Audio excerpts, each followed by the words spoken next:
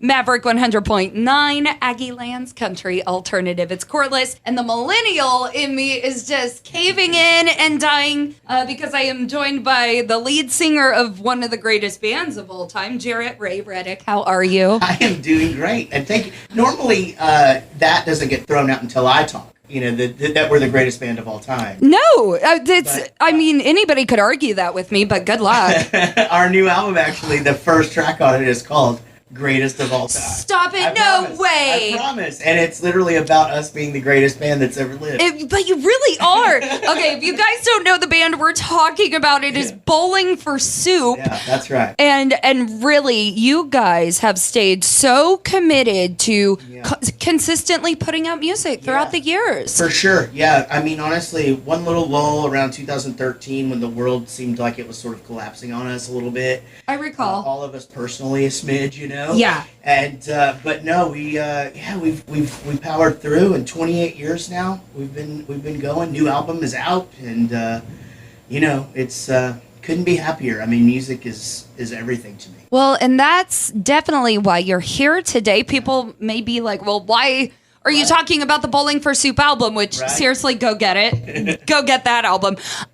But you are from Texas. I am. And it's hard not to love Texas and country music when you're from Texas. Yeah, I was born in Grapevine, grew up in Wichita Falls, and moved to Denton when we started Bowling for Soup. But I have a sleeve of Texas tattoos that includes Waylon and Willie. You know, even Bowling for Soup, my main guitar is a Texas guitar. It's the, you know. Oh, that is so cool. Yeah. So you've brought in a new single for us today. Yep. That is country. Yeah. I released a new record called Just Woke Up, and my first single is called One of the Good Ones.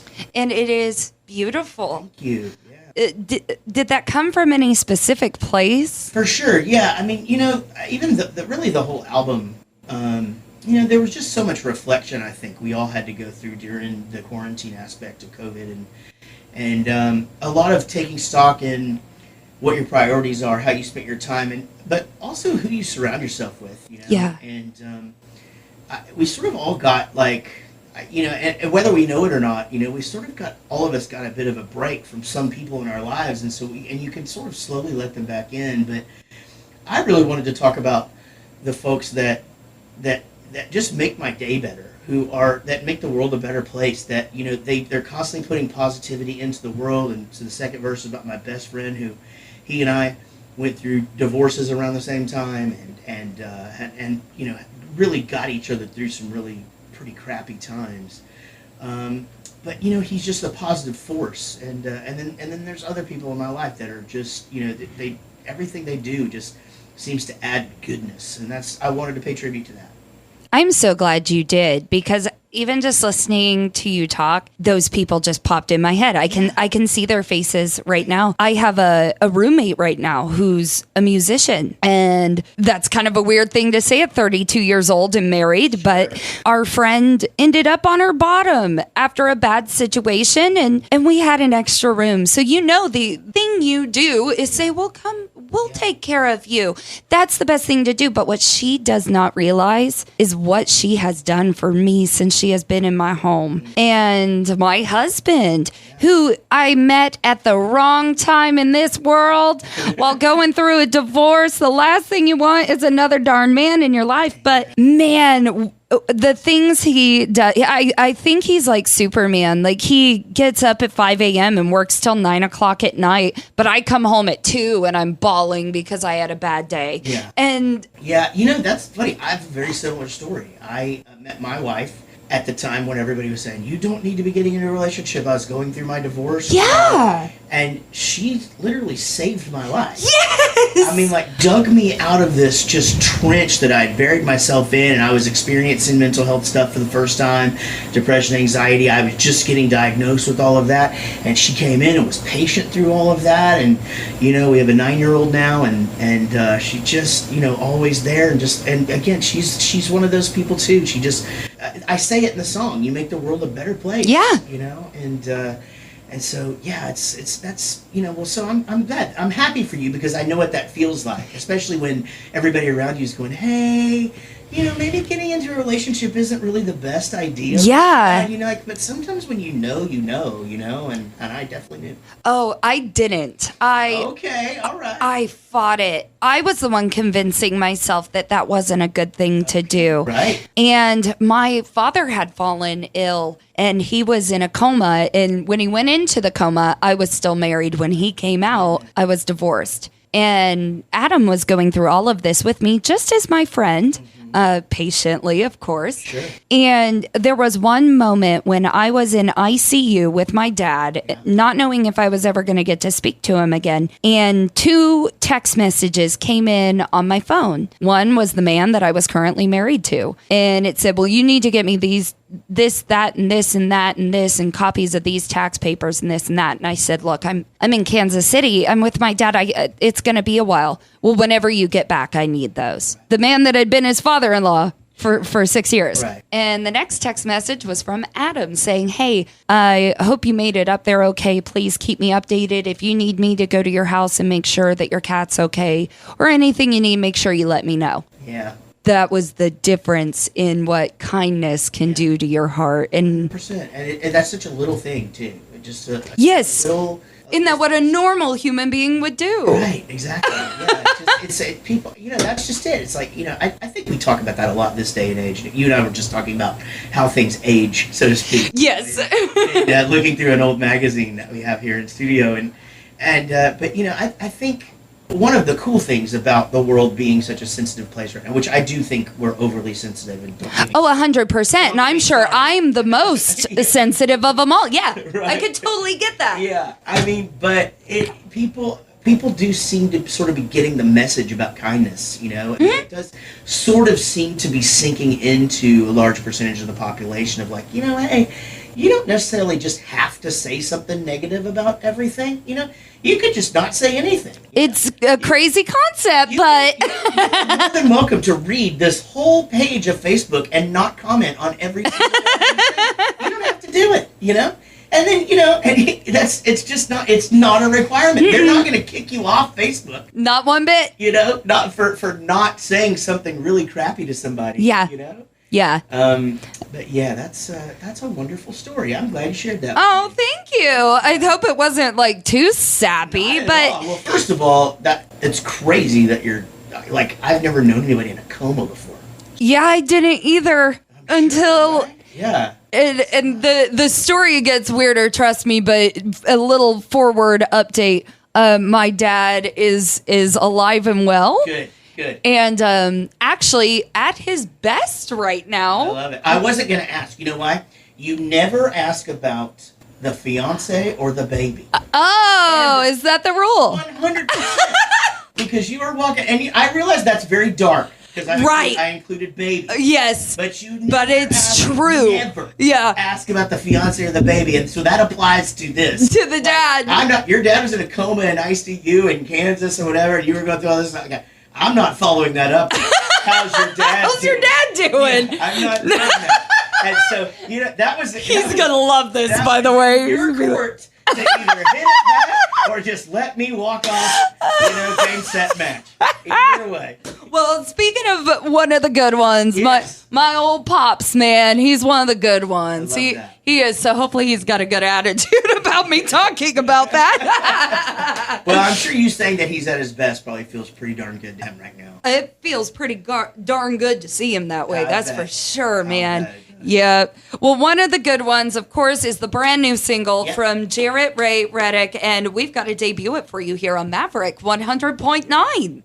Due to copyright, Brian Broadcasting is not licensed to air this single for you in podcast form, but you can download and stream anywhere. And today's interview continues now. Jaret Ray Reddick, and one of the good ones on Maverick 100.9. It's Corliss here. And Jaret's with me. Of course, we were talking about, we've talked about a lot. Your country album, Just Woke Up, is now available everywhere. And if you guys didn't realize, Jaret was the lead singer of Bowling for Soup, which there's a new album out there as well. I was so busy during quarantine because my calendar was like Michael J. Fox's brother in the picture on Back to the Future. Yes. Like everything was just disappearing instead of appearing. and I was freaking out. And of course, I have some pretty gnarly depression and anxiety things that I'm in, that I take medicines for, and I'm in therapy, but and that was raising its ugly head, and so I just was like, the only thing that I can do is work, and so I started just playing tons of online shows. Everybody that asked me to do anything to raise money for something, I was like, I'm gonna do it. I did everything, but then I just started writing once my head got cool, and this Bulletproof Soup record came straight out. And then Zach Malloy, really, really good friend of mine from Nashville, who is a writer there. He had a #1 with Carrie Underwood called Temporary Home. Yep. And he was like, it's time. You've been talking about this for years. We got nothing but time. Let's write this thing. Let's put it out. And that's what we did. That's amazing. I don't know if you'd agree with me here, but those first few months of COVID were probably the most creative I've ever been in my life. Yeah, really? Yeah. So, I get that reaction a lot. No, the first 3 were terrible for me. Really? Oh my gosh, we were drinking so much. Yeah. We were drinking all of it. Okay, I did do that a lot. And it was my wife and I, and then 2 other couples who have children about the same age as our son, and we had our own little bubble. Uh-huh. And we actually had to have a sit down with each other and go, we've got to get this under control. We have a problem. Our kids are up till midnight every day, and we're just we are really punishing our livers here. Yeah. And so we had to be like, okay, we're only allowed to hang out on weekends. And our kids go to bed at a normal time during the week. So it took me about those 3 months for things to even feel like I could even consider, and not just because of all that. I mean, just because, again, I was just in this weird bubble of what am I going to do? Yeah. I can't pay my crew. Yeah. And they don't have any other way to go make money and pay their rent. Mm-mm. And it's just, it was scary. Mm-hmm. And so I had to figure all that out first. Then I had the most creative time of my life. I'm so happy for that. I mean, really, that's what's bringing us together today. Like you said, you grew up in Texas. Yep. What influences your country music? Well, the same things, honestly, that influenced my writing and Bulletproof Soup for 28 years. I grew up, like I said, I grew up in Wichita Falls. My parents constantly listened to music. There was music playing in the car. That scene in National Lampoon's Vacation where they're going around the corner and the parents are just singing and the kids are in the background, yes, rolling their eyes. That was me and my brother in the car. Yeah. And my parents just sang all the time, and it was Waylon and Willie and Dolly Parton and Kenny Rogers, and the Eagles taught me how to harmonize. Yeah. Like I said, I've got a Waylon and Willie tattoo, and so that's always been a part of my writing. And so if you go back, if you think about it now, it might be like this aha moment of Bowling for Soup's songs are stories. That's very true. Storyteller. So you've always been basically a country writer. A country thing. So when I write these songs on acoustic, they sound like country songs. It's just you start to put that beat to it, you speed it up, distorted guitars. I make my voice sound growly, and we're a pop punk band, But we just got the secret. Yeah, that's the recipe. The secret that's sauce. The recipe right there, Yeah. Of course. All right, so I'm going to go out and be a rock star now. Now that Jaret told me how to be a rock star, I'm finally going to do it. Nothing to it. There is nothing to it. That's not true. Like I said, you are so great, and you have influenced generations, not just mine. Yeah. And I hope that you look back on that and know all the people that you have touched in your life, and I hope that the country community just opens their heart to you, because you do really have that country soul and that loving soul and that writing soul. And I think that's really cool how you do both. Two things. I am so lucky because I'm constantly reminded, not just by fans, but by bands, of what the influence that Bowling for Soup had. We helped create a genre of music. You did. And unknowingly, by the way. I mean, we're in Texas. Everybody else was in California, and there were a few in Canada, but we were kind of by ourselves here from 94 to 2000 when things started to break and other bands started to pop up. All I can say is that so far in this country thing, I've been out doing promo all week, and everybody, no one could have been more gracious. And the artists have all been so good. I mean, to me, Cody Canada's on the record. Bart Crow sent me a real nice note about my new album. It's just been, all of them have been very, very gracious. So, and I'm just so happy to get to meet you. And we didn't say this, but I was in this exact studio 18 years ago. You were? Talking about the song, Ohio, Come Back to Texas. And that song I re-released on my country album. I love that. I mean, this full circle is almost spooky. Yeah. Even you mentioning Cody Canada, he's the reason why I'm in radio. I love that. Another long story, but it's true. Yeah. And we do. It's funny how we can inspire each other for years 100%. and in different areas. It could be radio, it could be rock, it could be punk, it could be country. Sure. But it's all about opening your heart and your mind to new music. And anybody listening right now, I hope that Jaret Ray Reddick is on your list of albums to get. The new country album is Just Woke Up. Yep. And you can get that streaming, downloading. You can order it anywhere that you consume music. And same with Bowling for Soup. That's right. And touring. Tell me about touring. How do we tour country and rock? What are we do doing? it. Here's how we do it. It's very easy. So Bowling for Soup tours only in album cycles. So we just got back from Europe. We'll tour all summer in the U.S. So that means in the fall, I'm wide open. So I'll be touring country in the fall, just Texas. And on into the new year, and trying to play as many places as I can and get the word out. And I'm really looking forward to it. Band has been put together for a year, and they're chomping at the bit. We've only played a handful of shows, and those were all in Europe at the C2C festival. So, Yes. We're all ready to go. I do have to, I got to take care of number one first, because that's what puts food on the table right now. Right. So Bowling for Soup will take up my summer, but I'll be doing more promo, releasing more songs, and be ready to play shows in the fall. I'm stoked for that. So that means we got to follow. Yes. Because music is coming, tours are coming. Yes. All that is good is coming. It's Jaret Ray Reddick.